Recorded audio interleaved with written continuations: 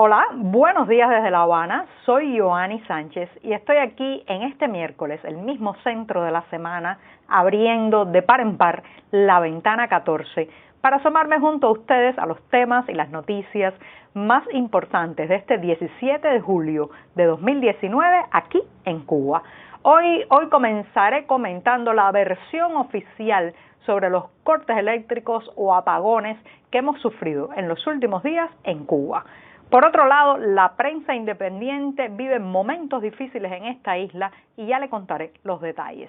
Mientras tanto, Cuba ha reactivado su mayor destilería con inversión y tecnología española. Y para terminar, una pincelada que mezcla cultura, literatura y migración. Las autoridades cubanas han negado la entrada a la isla al poeta Jorge Luis Arcos. Y bien, presentados los titulares, voy a pasar a revolver para tomarme el cafecito informativo, ese que de lunes a viernes comparto junto a ustedes, que hoy está bastante concentrado porque hay muchas noticias para comentar, está recién colado, breve, un poco amargo, como saben que me gusta a mí, pero siempre necesario.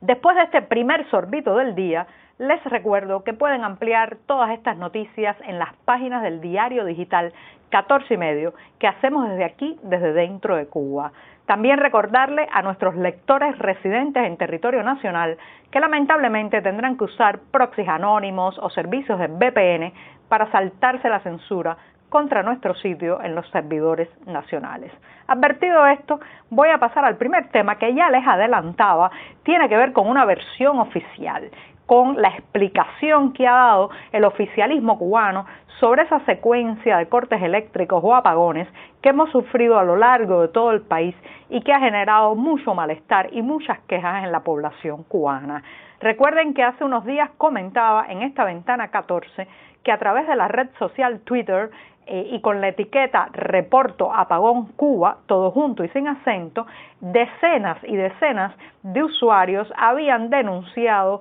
cortes eléctricos por varias horas, incluso en las horas de la madrugada, que son las más molestas porque hay mucho calor y cuando la electricidad se va en la madrugada, los ventiladores no funcionan y la gente ya no puede seguir durmiendo. Entonces, con esta etiqueta y a través de la red social Twitter, se había hecho una especie de mapa de la oscuridad donde quedaba registrado el tiempo, el lugar y la insatisfacción ciudadana con estos cortes eléctricos. Parece ser que la presión funcionó y ha obligado a que ayer el ministro de Energía y Minas, Raúl García, finalmente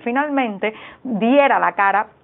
en la televisión nacional para explicar qué ocurría. Bueno, pues la versión oficial que está dicha en gramática es la gramática de Granma, o sea, la gramática del poder cubano, que a veces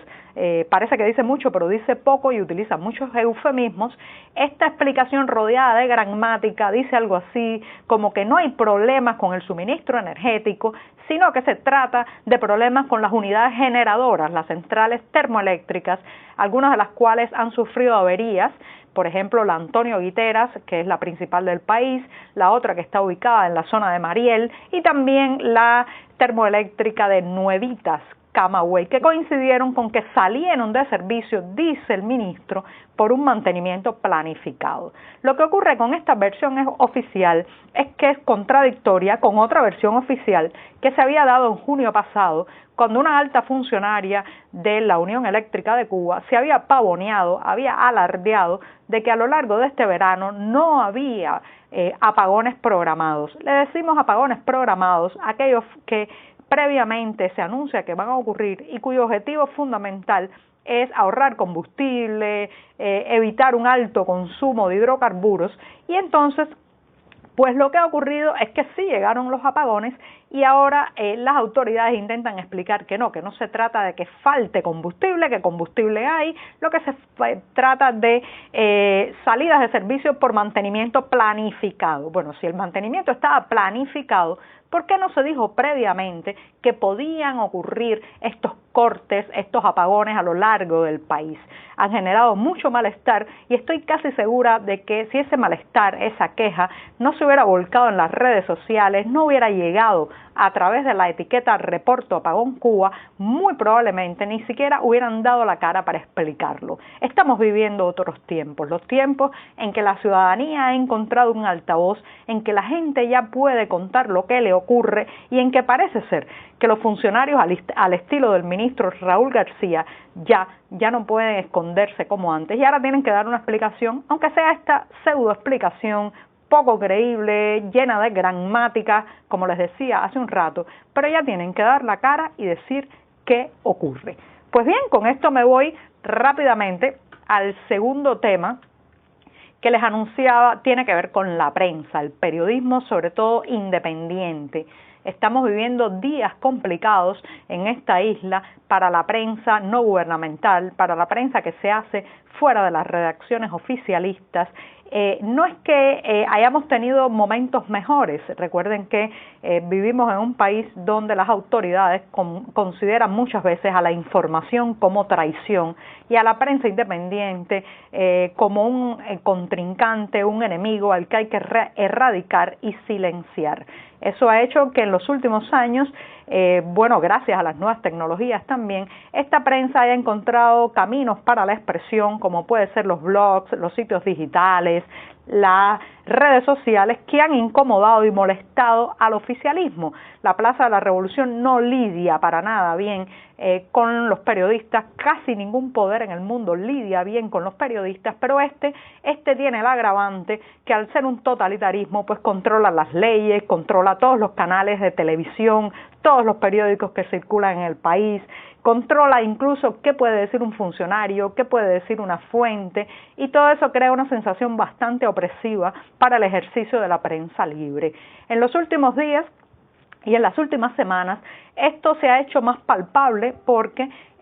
además de los viejos mecanismos de coacción, amenaza, confiscación de materiales de trabajo contra los reporteros independientes, ha aumentado el número de citaciones policiales y también lo que podemos llamar el fusilamiento de la reputación, esta estrategia de destruir la imagen, la moral de la persona atacada sin darle derecho a hablar, sin darle derecho a contar su punto de vista en los medios nacionales, pues se carga sobre la persona y desde los medios oficiales y las cuentas en las redes sociales que llevan podemos decirle los cibermilitantes contra esta persona llena de insultos. En la redacción de 14 y medio del diario que hacemos desde Cuba, lamentablemente estamos sufriendo bastante ese proceso de coacción. Desde el viernes pasado, nuestro reportero Ricardo Fernández está detenido, fue detenido en La Habana, hemos confirmado que está en el centro de detención conocido como el Vivac, en Calabazar, al sur de la capital cubana, y hoy a las 8:30 de la mañana, nuestra colega Luz Escobar tiene una citación policial para una supuesta entrevista que ya se va convirtiendo en una rutina de intimidación, coacción y sobre todo amenazas para que no siga escribiendo y reportando sobre la realidad cubana. ¿Qué hacer ante esta escalada de la que lamentablemente estamos sufriendo en nuestra redacción buena parte? Seguir trabajando, seguir informando, seguir contando la Cuba profunda y sobre todo no dejar que todo este proceso de intimidación nos haga autocensurarnos, nos haga autolimitarnos, ni nos haga cerrar la puerta, colgar el cartel de cerrado y decir no hacemos más periodismo para nada. Así que a todos los reporteros que me escuchan, a todos esos colegas a lo largo de la isla, fuerza, creo que en nuestras manos está no solamente la responsabilidad de contar un país, sino también mucho de la solidaridad que viene desde fuera. Recuerden, cada persona que nos lee es 1 centímetro del escudo protector, así que protéjannos, por favor. Y bien, con esto me voy al tercer tema, que es totalmente diferente, tiene que ver con la reactivación de una destilería, sí, una destilería en el centro del país. Pues está después de una inversión de tecnología con tecnología española, finalmente se ha anunciado en los medios estatales que la destilería ya está reactivada. Se conoce por el nombre de Alfixa, que son las siglas de Alcoholes Finos de Caña de Azúcar S.A., y está emplazada, como decía, en la provincia de Cienfuegos. Está empezando en la puesta en práctica, se supone que en breve ya podría estar cercana a su capacidad óptima. Vamos a ver, la inversión ha costado 6 millones de pesos, dice el oficialismo, no ha determinado cuántos son pesos en moneda nacional y cuánto en moneda convertible, como ya es tradición en los medios oficiales, pero lo cierto es que se ha montado una nueva caldera de vapor que tiene una capacidad de más de 20 toneladas, según explica la agencia española EFE. Y bueno, pues nada, como se dice en otros lugares, pan y circo. Aquí tendremos, parece, ron y circo, porque la destilería procesará alcoholes finos para la producción de muchas bebidas y preparados. Por tanto, el ron, al menos el ron, no faltará. Y con esto me voy a la última noticia que les anunciaba, mezcla pues migración, literatura, y es la prohibición de entrada al país que ha recibido el poeta Jorge Luis Arcos. Nacido en 1956, este poeta, ensayista y también académico, pues se exilió en Madrid en 2004 y desde el año 2010 está radicado en Argentina. Trabaja allí como académico y bueno, pues ha intentado regresar a Cuba esta semana, y cuando fue a abordar un vuelo en Santiago de Chile, el vuelo que lo iba a traer a la isla, recibió la comunicación por parte de los empleados de la aerolínea de que no podía abordar el vuelo porque las autoridades cubanas le habían informado que no podía entrar a Cuba. ¿Se imaginan lo que es prohibirle la entrada al país a un poeta, a alguien que usa la palabra, a alguien que compone versos, a una persona que jamás ha portado un arma, que no ha hecho una acción violenta, que lo que ha hecho es decir y hablar? Y para completar este absurdo, recuerdo que cuando era adolescente y joven leí mucho a este poeta Jorge Luis Arcos, y él tenía una temática que era recurrente y era los viajes de Ulises, el regreso de Ulises a Ítaca para ver a su Penélope. Y me acordé mucho de un poema de él con el que voy a terminar hoy, cuando supe que se le impedía entrar a su isla, a su Ítaca. Y me voy a despedir con estos versos hasta mañana, en que vuelva a abrir la ventana 14. Y dicen así: y esta isla y ninguna, y aquella muchacha que olvidaste, y un planeta salvaje, y eres el polvo y la arena y el agua, y el fugitivo viento y la perversa nada, y el desierto y la cruz. Hasta mañana.